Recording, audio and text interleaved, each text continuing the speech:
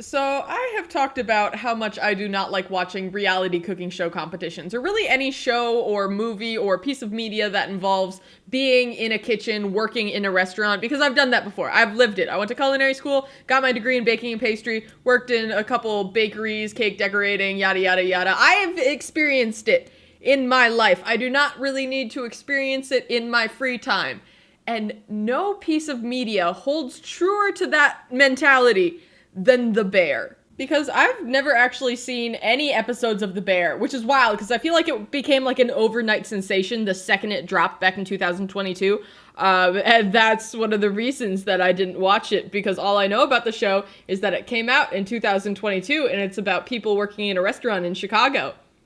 You know what I was doing in 2022? That's right, working in a restaurant in Chicago. And I so vividly remember one of my coworkers being like, I love Jeremy Allen White so much. I will watch it no matter what. And she would work a 8 to 10, possibly 12-hour shift in a restaurant in Chicago. Then she would go home and watch a show about a restaurant in Chicago, people working in a restaurant in Chicago, and then she went to sleep, and then she woke up the next day and came into work for her restaurant shift at a restaurant in Chicago, and she's like, I can't do that again, because yesterday I literally slept, and breathed working in a restaurant. I had nightmares about working in a restaurant. That's all I did yesterday. Cannot do that again. And again, I don't think I couldn't watch the show for the longest time, because I knew that if I watched it, I would throw myself into a minor PTSD anxiety over working in a restaurant. But I feel like there has now been enough time between me working in restaurants and doing social media stuff that I'm going to allow myself to watch the first episode of The Bear, and we're all going to cross our fingers that this isn't going to send me into an anxiety spiral about what I used to experience on a day-to-day basis working in a restaurant in Chicago. So, without further ado, like the title of the video says, I am going to be reacting to watching the first episode of The Bear. Let's get into it. So firstly, I'm watching this on Hulu, and my Hulu has ads because I'm a cheap-ass motherfucker, but the first ad was promotion for, I think now the season, the newest season of The Bear, which is season 3. Again, I'm focusing on episode 1, but I do find that funny. God, I'm already getting anxious with the fucking pilot light going off. Beautiful Chicago street. Don't know which one it is. It's one of the bridges that I probably passed like every single day on my way to work. Why is there something in a cage? And why is he wearing his apron outdoors? You can't do that! That's a safety and sanitation violation. Is it a bear? Roll credits! Yeah, it's a bear.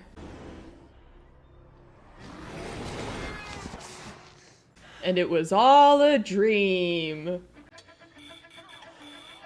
Oh, it's the dinner rush. We're here, we're in it. Or it's 6 in the morning. And it's 25 pounds? 25, no, breakfast? You know, see how Michael was doing everything, and I want to get you your money.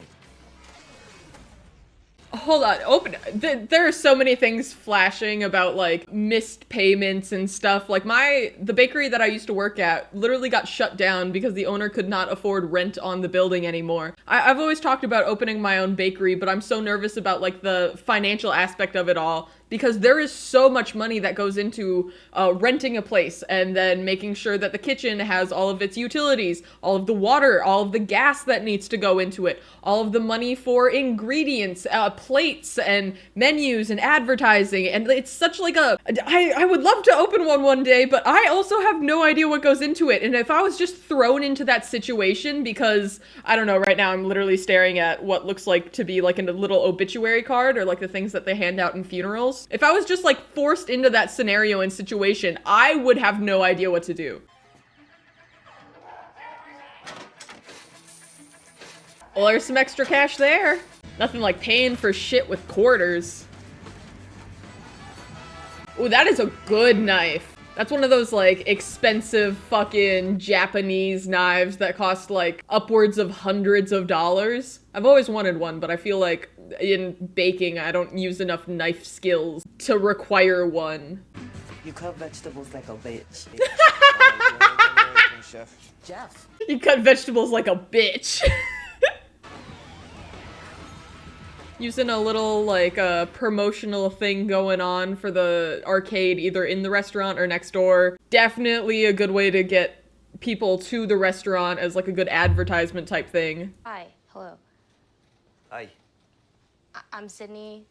I called about the soup position. I'm staging today. Right. We love a good stage. The restaurant industry's way of getting a little bit of free labor. A stage is basically, I don't know if they're going to explain it in the show, but I'm going to explain it to you right now. A stage is basically an interview portion where you go into the restaurant that you want to work at and you'll work anywhere from like 4 to 8 hours in the restaurant to see if you're a good fit for the restaurant, both for you and the restaurant owners. I think it's very beneficial in a lot of ways, but also every single time you're going to go in there and you're going to do the grunt work. Every time we had a stage at my old job, we would have them scoop cookies basically the entire time. It's like, okay, this is a large portion of the job and no one that's actually working here wants to do this at all, so we are pushing it over to you. This is real life experience that you are going to get in the restaurant because you're working a day in the restaurant, but also it's sometimes you get paid for them. Most of the time not. It's about the experience, and the experience is garbage work. It's great. See, what's UPS? That's in Chicago, or? United Parcel Service. You know, resumes, it doesn't matter if it like links up to what specific job you're going into. I have all experience. I know how to cook, but also I know how to handle a package. Wink, wink, nudge, nudge, tickle, tickle. I'm so sorry. Continuing on. CIA? CIA, yeah. Ooh, Culinary Institute of America. I love that it is the acronym of the CIA. We used to make so many jokes, and I still make so many jokes about the Culinary Institute of America being the CIA, because then you also have the National Restaurant Association, which is the NRA. So if you fuck up in the kitchen, no one tell the CIA or the NRA because they will come for my ass. At the most excellent restaurant in the entire United States of America. So, what are you doing here, I guess? So he has a history being, oh god, what is a CDC? I know what a CDC is. It's like, I know it's, I forgot what like it actually stands for. It's like D cuisine or something. Like that's the last two words. It's like the person that is in charge of basically the entire restaurant, the head chef in charge. So he was like a head chef at a really fancy restaurant, and then someone close to him died, and now I assume he's taking over this restaurant. If I'm following correctly. Another pot, please, chef. All right. Corner. Corner! God. We love the corner shouts, the behind, the sharp, the hot, all of the call outs. It's been at this point like 2 years since I've worked in a restaurant, and I still on occasion when I am tired, literally the other day I was walking around a corner in my apartment building, and it was really late at night, and I was carrying a bunch of stuff, and I said corner. Because it's to make sure that you're not bumping into someone when you're turning. It's like an announcement saying, hey, I am turning this corner. If there's anyone on the other side of this corner, get the fuck out of my way, because you are either going to get spilled with something nasty, I am holding something hot, I am holding something sharp, I am literally just moving in a direction and do not want to bump into you. Because otherwise the kitchen is so hectic that happens all the time. That you will just directly run into each other. And if you're holding something important or dangerous, that is gonna be a big deal. Weeks of mixers fucking, I gotta do all this by hand. Plus, Tina keeps messing with the temperature and it's fucking on my rice. God, all the bread talk that's happening right now. Mixer's broken. The mixers are always broken. The mixers will break like once a month, and then you need like someone to either come in and fix it, or you have a handyman on staff that just knows how to fix it, because again, it breaks every month, so eventually you just learn how to fix it yourself. Talking about the humidity and the heat in the kitchen affecting the bread rising is a very real thing. Sometimes bread will just fail because it's way too hot in the kitchen. Like once it becomes summertime and like all of the ovens in the kitchen are on, and all of a sudden it's literally 110 degrees in the kitchen with no windows. There's maybe a vent going, but that doesn't really help. It fucks with the bread, especially if you don't have like a proofer that like holds the temperature in the bread box. I fucking hate making bread, and like in a mass quantity, even worse. I'm saying something. Marcus, I say something. You are my favorite bitch. This is like prime kitchen talk, like fucking with everyone, insulting each other. You get like bonded together as a family. Like I know a lot of job fields and a lot of like, I feel like office work will be like, oh, we're a family here. But not in the way of like people in a kitchen are family, where it's like literally like a sibling behavior of bullying the fuck out of each other. But the second you see someone cry from stress, you're like, okay, we're gonna take a break. We're not gonna say anything. We're not gonna do anything. You take your time. It truly feels like you are trauma bonded together kind of thing. Like you have a bond of working in this restaurant and being stressed fucking 24/7. And it bonds you together into this weird family where you can just say whatever the fuck you want and talk about whatever the fuck you want in the kitchen. Because there is no judgment. Because everyone is too tired to judge people. Is there like a family shop or something? I was gonna say, I feel like they're talking about, I'm not entirely sure if this is exactly what they're talking about, but like a family meal for the restaurant. It's like the food that is made for the employees before everything goes to shit. In our restaurant, we called it comida because there were so many Hispanic people working in the restaurant that's just what we ended up calling it. So someone would come up from like the basement, be like, comida's ready. And we would all go down individually, get a plate of whatever they were serving. It's usually just like the scraps or things that are expiring in the restaurant that we can't serve to actual guests. I don't know. It was a lot of chicken and rice in my restaurant. We ate a lot of chicken and rice for lunch and dinner. It was a good time. Fuck is this? This is Sydney today.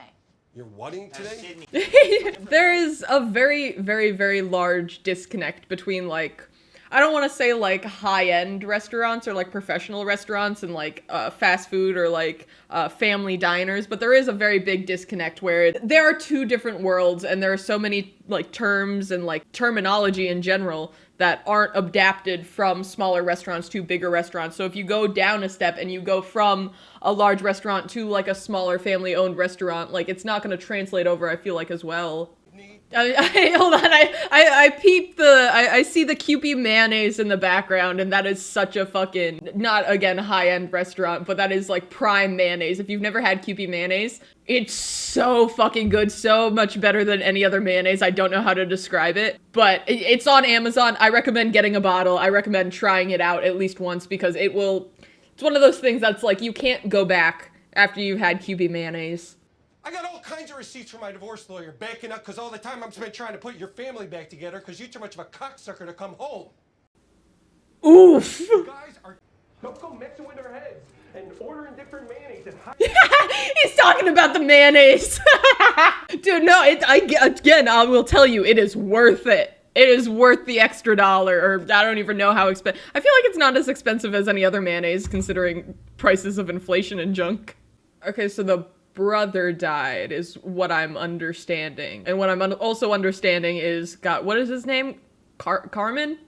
Jeremy Allen White is having a difficult time coming into a new restaurant because he's used to being the CDC. He's used to being the head chef in charge and telling everyone what to do because they basically hang on to his every word because that's what you do in the kitchen. There's very much a hierarchy. And if you fuck up that hierarchy, then you're out.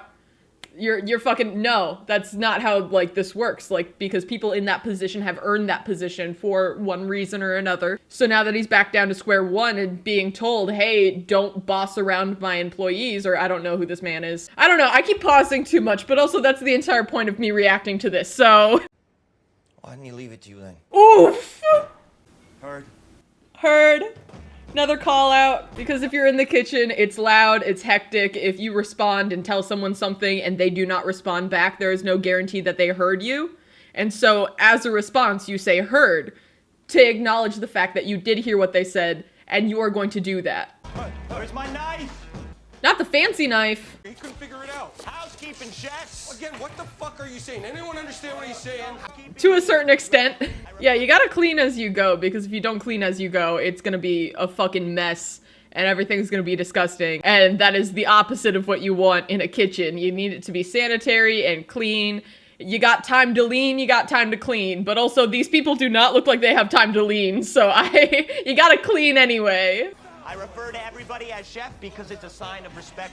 Again, the chef thing is respect. I have never been in a place that actually I had to refer to people as chef. Most of the restaurant, or the main restaurant, the main bakery I worked at, the people that were in charge felt kind of weird about it, because it is kind of weird. It is weirdly militarized kitchens. I have been in relationships with people who were in the military, and they have told me flat out, hey, when I came back from either overseas or basic training, I was told that I was not going to be able to relate to any civilians but you relate to me a little too heavy as someone who has never been in the military. And I'm like, culinary school, motherfucker. Gotta wake up early. You got your uniform. You got the hierarchy. You got the, instead of yes, drill sergeant, no drill sergeant, it's yes, chef, no chef, thank you, chef, heard chef. And that's it, because it is a sign of respect. There is so much work that goes into working in a kitchen that it is just like a title of respect. Usually it's higher ups, though, that you refer to as chef. I haven't had to refer to anyone as chef since culinary school, though. Kind of happy about that, if I'm being honest.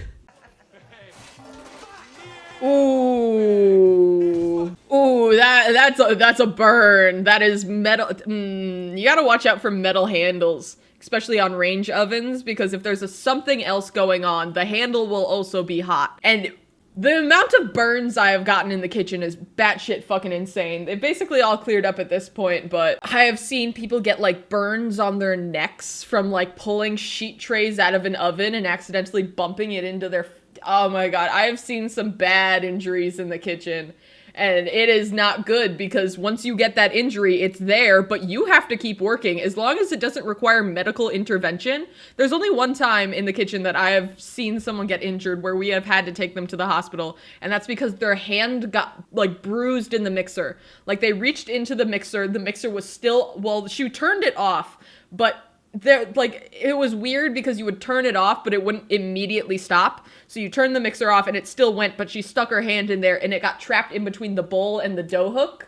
And it's like a big mixer, so she ended up having to go to the hospital because I don't remember, she never came back to the restaurant after that. She just quit. I don't remember if she broke any bones or if it was just severely bruised, but like she fainted because of how much it hurt. Bad injuries in the kitchen. System. You can barely afford to pay people, but system. Talk to me about labor. I thought this was your house. God, again, like, this is the part where, like, I'm getting stressed because everyone else is stressed, and I know that feeling of being stressed. I've been in the environment before, and everyone's screaming and shouting and mad at each other, but shit still needs to get done. It's not like you can leave. It's not like you can stop talking to these people, because you still need to communicate to make sure everything's getting done. Bread stays the same. Gravy stays the same. Oof. Oh. Again, see, everyone's pissed, but you gotta get back to work. You gotta get shit done. I didn't make it to the funeral. I sent flowers, and I really hope that they look nice. I don't know, I wasn't there. How long is it? Wasn't there. Yo, sweet. Ooh, more drama. This show is nothing but drama. I expected this. Carmen, you're bleeding. Shit, man, stupid dull ass knife. Dude, I will say it is very, actually it's not very well known, but it was very well integrated into my brain in culinary school that a dull knife is way more dangerous than a sharp knife. Because a sharp knife you can control a lot better because it's so sharp that it'll just cut.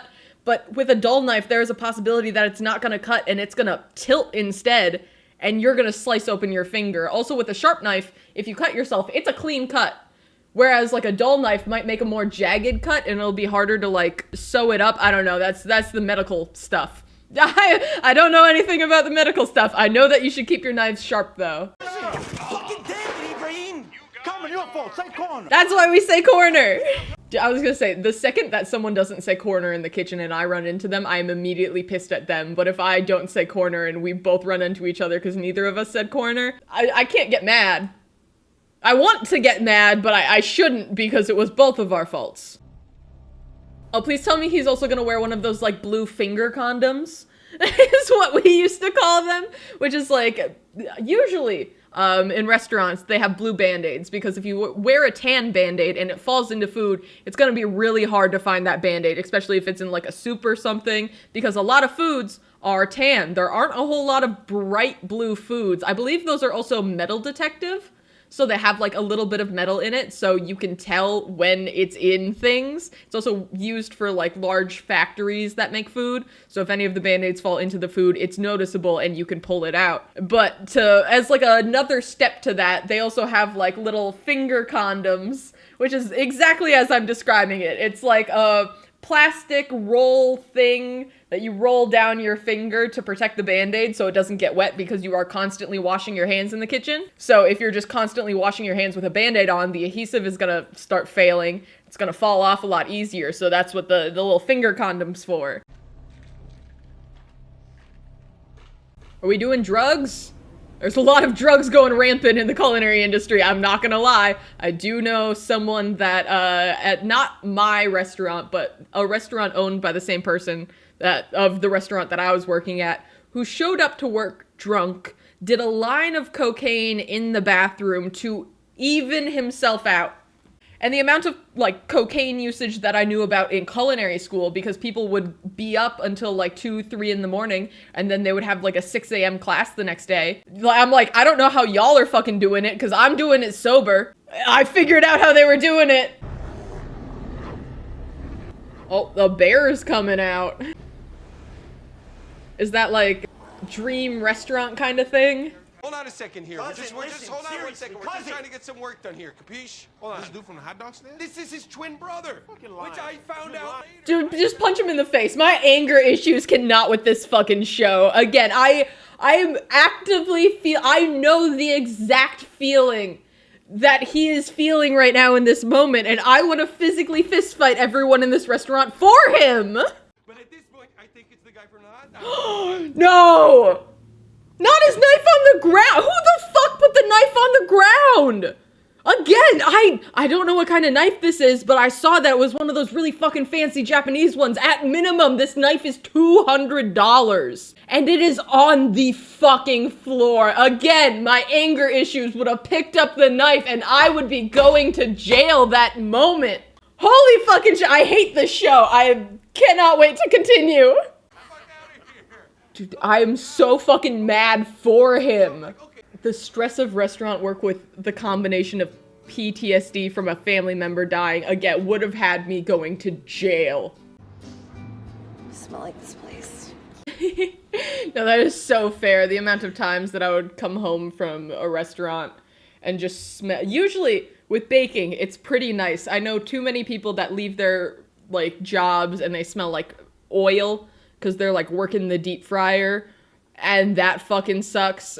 But usually with baking and pastry, I come home and it's like, I smell like cake batter. Because for some odd reason, I came home and I have cake batter under my armpit. That has happened to me. It's like, what? How did this happen? I don't know, but I smell good. Or the chili flakes. It's the most Polish shit ever. Cousin organizes, it's more confusing. Right there. Labeled chili flakes. Hate those people too, where they're like, you changed everything up, now everything's so much more difficult, but you're the only person that finds this difficult now, so you can keep complaining about it, but it's beneficial to everyone else, so I don't know, shut the fuck up, maybe? Get rid of your fucking pride? St. Louis 3 times and had a no-hitter. Oh, that's the book that they were talking about. What is it? I'm still trying to figure out what, like, this book is. Is it like a culinary textbook? Is it a... Oh, wait, no, James Beard Award. He got nominated? Dude, James Beard Awards are fucking, like, pretentious is not the word I'm looking for, but they are pretentious as shit. But it is a high honor to be, like, nominated for a James Beard Award. For Ferris Creatures Malibu, I'm assuming that's the restaurant that he worked in. Restaurant and Chef Awards, Rising Star Chef of the Year. That is an insane title. Like, he is good. And now he's trying to, and he knows what he's talking about. Everyone else in the restaurant needs to shut the fuck up and listen to this man. Uncle Jimmy wants to buy this place. It's not for sale. I know, that's what I wanted to tell you. That it's not for sale? No, that I think we should sell it to him. So we can flip it into an Applebee's? No, I'm trying to do something. Yeah, you, as, like, someone who, I feel like I'm not even at this level of, like, passion for food. Like, don't get me wrong, I have, like, a very big passion for baking and opening my own place one day, but there are some people that are just built different and have so much pride in their work that they refuse to think about anything else other than what they want to do. And it's not like a selfish thing. I mean, maybe a little bit in some instances, but it's just like a passion that drives them, and you can't tell them any different because they're gonna do what they want to do because they have such a passion for it. So fuck Applebee's! Bear, Yeah. I love you. Oh, so that's like his nickname. for the family. So again, I'm understand. We're getting to the lore of the bear. You weren't gonna test to see if that was still hot? You literally just burned yourself earlier today. It's the mixer. It's not the mixer, all right? It's crumbly. The oven's too dry. You need to fill a baking sheet with water. Steam that shit, yeah. Yeah, there are actually specifically ovens that, like, have, like, a steam function that will shoot steam for, like, anywhere from, like, 3 to 6 seconds is usually what you do during the baking process in the oven, because otherwise the bread will dry out a little bit and it won't be as, like, crispy on the outside. But if you don't have the ability to do that, you don't have one of those ovens, then you need to add steam into the oven somewhere. Otherwise, yeah, you're gonna get dry, crumbly bread. Yo! Somebody come try it. But that looks fucking good. It's redundant and white, just like you. Heard. Delicious or impressive? Delicious is impressive. Word. Preach. Oh, they are hyped. People are ready for the video game. And they're gonna come back for the sandwiches. Oh, the Hobart. Oh, yeah, we love the Hobart mixer. Oh my god, that was the mixer that we had in our basement. I forgot what kind of mixer we had upstairs, but I do remember that it was from World War II. I remember that so vividly. Like, it was on, I believe, like a ship at one point. And it was made before World War II, and it was still functioning by the time that I left. Again, it broke, like, I feel like once every month, every 2 months. But then we got it fixed, and it was huge. But we did have a Hobart mixer in the basement, and it's just like a larger, more professional mixer. Yeah, but it's not supposed to be making that noise. There he is! That's the man that fixes everything. There's one in every kitchen. Ours used to be, his name was Jan. He was the best person ever. I miss him so much. I miss everyone I used to work with, but oh my god, Jan would be able to fix anything. You had a problem, you fucking texted Jan. He would be over in like 20 minutes, like taking apart the entire thing, being like, yep, there's a spring broken or something. Just gotta order the part, or I can take it out of another mixer and then eventually we'll get that replaced. And hiring someone outside, like the restaurant you're currently working at, way too expensive. You need to have someone on the inside to fix that shit. Dude, he's not a nice guy. It's just he's sad inside. Fake. Dude. And I'll say that to your fucking face! Eating, yeah, here's what we're talking about. The fucking comida family dinner. It's being served at a deli's. The fucking plastic containers. Hold on! These bitches! We got the quart containers, we got the half-quart containers. These are in basically every restaurant because they're so easy to use. It's like kitchen Tupperware. You got the lids for them. They're each have like the perfect size. Like this is 2 cups. There's a cup measurement. This is 4 cups. They can also be used as like measuring cups. Like, they're so stackable so you don't have like all of these different size containers all over the place. These and, oh my god, what are they called? Cambros? Like the larger ones that go upwards of like 4 quarts to fucking 22 quarts, I think is the biggest one that we had at my old restaurant. But I love the factualness of all of it, where it's like, yeah, we're using delis, we're using the bar towels with the orange stripe in the middle. I have one of those too. I'm not gonna go grab it though. But also you can buy the fucking delis on like Amazon, and I very much recommend it to people that have like that Tupperware cabinet where they have a bunch of lids and containers that don't match. Those all match. All of the lids are the same. They stack on top of each other. It fixes your life. It makes your kitchen so much cleaner. I promise. I very much recommend. Let's go. Yeah. I'm not used to the sitting down to eat before shit hits the fan at the restaurant. I'm used to shit already hitting the fan and then hiding in a corner for like 3 minutes, like eating, fucking scarfing it down over a trash can. Because if you don't get your shit done, then you have to stay later. It's not like, oh no, we didn't get everything done. Guess we gotta go home. It's like, no, things are due tomorrow. And like with baking, I feel like this is very much more of a like culinary thing instead of baking wise, where people sit down before like doing shit on the line or like serving in an actual restaurant, where bakery is like from fucking 4 in the morning until like 12 at night. There are people working because bread takes upwards of like 8 hours to make. So I don't know where I was going with this. I feel stressed right now. I bring my own. This looks like shit. Rude. It's hard to make things look good when it's shoved into a fucking deli. Like, how do you expect me to present this, to plate this? It's in a fucking cup. Thankful for my cats, Ralph. They both name Ralph? It's just like it's easier that way. Ralph. Ralph and Ralph, love it. Yo, really? Yeah, really. This isn't my house, remember? I didn't say I didn't You can't fucking switch it up being like, I own this place, or I don't own this. No, you're on your own. I'm not doing shit, but also you're not allowed to change shit. Make up your mind, motherfucker. Again, why are we going outside with our apron on? That is not good. Don't do that. Oh. Fight's happening. Fight, fight, fight, fight. No. Welcome to Chicago.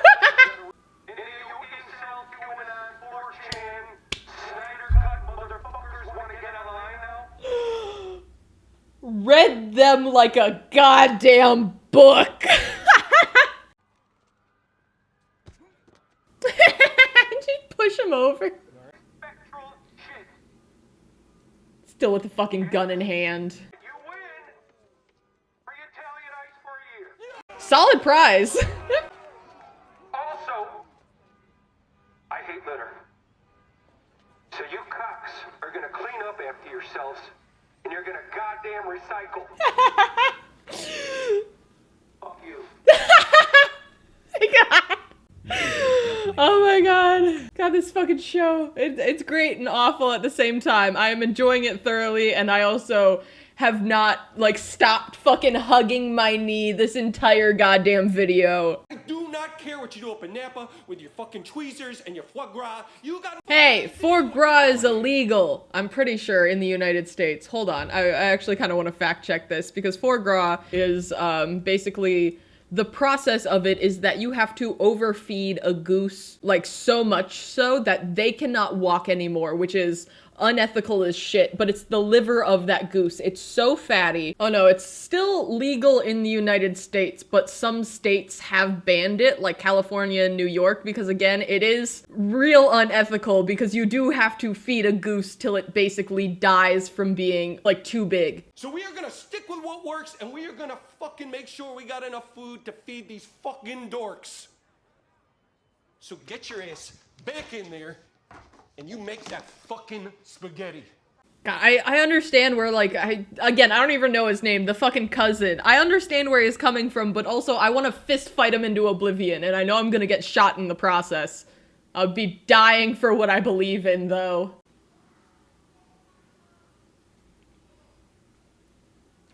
The fucking calm before the storm is also unnerving as shit. Yeah, he tastes the fucking sandwich. Did you see that difference? Big time. Steam tray. Yep. You're right. Well, yeah, he's right. He was nominated for a James Beard Award. You could throw down, huh? Hey, grab me a fresh parm brie. Heard, chef. Hey! Heard chef. He's being respected. He's being called chef. He's like, oh, I understand that you were being mean about everything because you're right. And yeah, no, you do owe you are owed that title of chef. Oh, is he gonna make the spaghetti?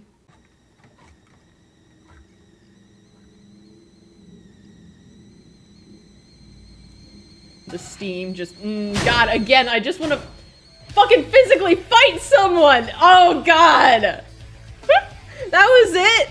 That was the first episode? Oh God, like I feel it. I feel the anxiety that they're feeling. I know it all too well. And I know all of the emotions that are happening in So that was me reacting to the first episode of The Bear. I enjoyed it, besides all of the times that I was physically cringing over the emotions that I have felt all too well. I think it really encapsulates what it feels like to be in a restaurant, because again, I feel like I have like a minor touch of PTSD from being in those environments, and that is exactly what it feels like. It's very accurate to what it's like. I think there's a great storyline happening. Obviously, it's only the first episode, so we're building up to it, but I know it can only get better / so much worse from here. But I enjoyed it to a certain extent. I mean, but yeah, no, it's a good show. I would definitely watch more of it if you guys want me to. If you want me to react to more of it, please let me know in the comments. Or if there's another show that you want me to react to that I haven't seen because I am scared of what it'll do to my mental health, let me know in the comments. But thank you guys so much for being here and so much for watching, and I will see you guys when I see you guys next. Goodbye.